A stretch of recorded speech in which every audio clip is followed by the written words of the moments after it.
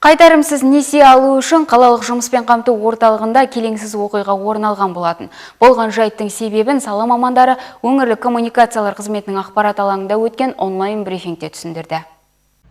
Тұрғындар бақытты отбасы мекемесінің алдына түннен бастап кезекке тұрған. Сондағы себеп бизнес бастау жобасы аясында қайтарымсыз несие алу үшін құжаттарын өткізу. Бірақ халықтың ашуын туғызған мәселе әлеуметтік желі арқылы бір күн ішінде ғана беріледі деген ақпардың тарауынан ұзын сонар кезекке тұрып, ішке кіре алмаулары. Қазірде келеңсіздік қалпына келтіріліп, мәселенің ушығуына жол берген адамдар басшылықтан бастап жауапкершілікке тартылатын болады және мемлекеттің мүлкіне зиян келтіргенде де жауапсыз қалмайды дейді қала әкімінің орынбасары.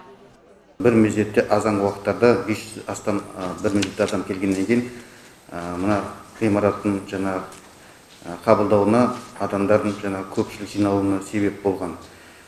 Әрине бұл жағдайға байланысты қала әкімінің атынан біріншіден кешірім сұраймыз.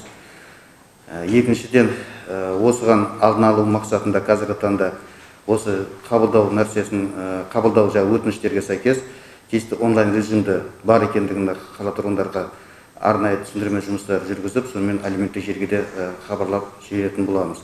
Сондықтан қала әкімінің тапсырмасына сәйкес тиісті қазіргі таңда барлық өтініштерге сәйкес онлайн режимге ауыстыруға тапсырмасы берілді. Бұл мәселеге байланысты қатаң тапсырма беріп, барлық қызметкерлерге тиісті мына келеңсіз жағдайға байланысты қызметтік тексеру жұмыстары жүргізілетін болады.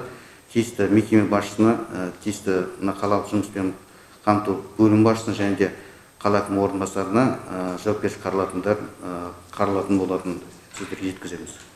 Бизнес бастау жобасына оқуға жолдама алу үшін талапкерлер ең алдымен жұмыспен қамту орталығы арқылы немесе Атамекен Академия сайтына онлайн тіркеле алады. Үміткерлердің мәртебесі тексерілгеннен кейін ғана жолдама тек қағаз жүзінде беріледі. Аталмыш жоба бизнесті енді бастаушыларға арналған. Оқуды мерзімінде аяқтаған болашақ кәсіп иесі тест тапсырып, егер де сәтті тамамдаса, сертификатқа ие болады және қайтарымсыз несиені алу үшін арнайы құрылған комиссия алдында өз жобасын қорғауы тиіс. Грант алған азаматтар және кәсіпкер ретінде мемлекеттік кірістер департаментінде тіркеледі. Міндетті түрде кәсіпкер ретінде салық төлемдерін, міндетті зейнетақы жарнасын және басқа да әлеуметтік төлемдерін уақытылы төленуін қамтамасыз ету тиіс. Сонымен қатар, берілетін гранттар мақсатты пайдалануына 12 ай бойы мониторинг жүргізіледі.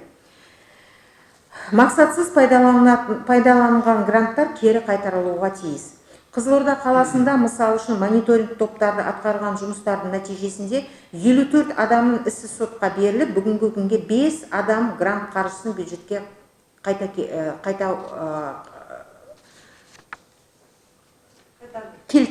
келтірді.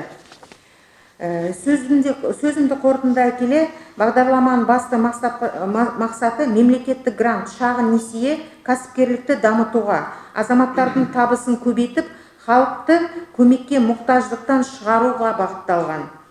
Биыл облыста бизнес бастау жобасы бойынша 2500 адамды оқыту жоспарланған. 6 кезең бойынша бөліп оқытылады. Алғашқы легі 26 сәуірде басталады. 21 күнге созылатын оқу онлайн форматта өтеді, ал үміткерлерге жолдама беру 19 сәуірде басталды.